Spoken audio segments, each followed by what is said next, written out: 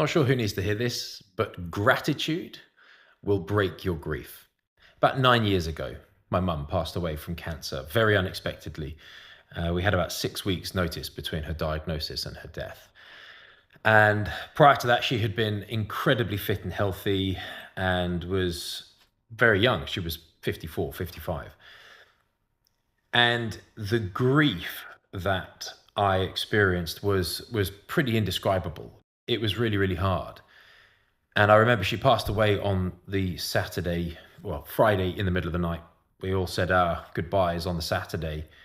And then I just had to leave. I physically couldn't stay where this was down in Bristol.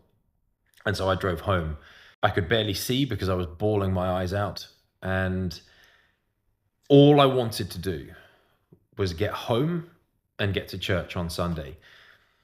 And I remember I got home on the Saturday in the late afternoon, and I just started walking around my kitchen praying, thanking God for my microwave, thanking God for my oven, thanking God that I had a countertop that I could prepare food on. I can only explain it that the Spirit of God came over me because I felt like I had nothing to give thanks for. And yet I decided to start praising, and I made myself give thanks. And my grief, it didn't disappear, but it broke. The pain and the acute depth of the grief broke in the wake of me giving thanks and expressing gratitude to God for whatever I could. My children, my wife, the air in my lungs.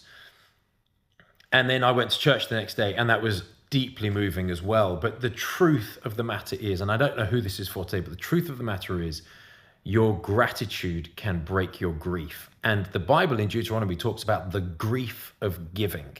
There is sometimes grief that sits around our finances and our money.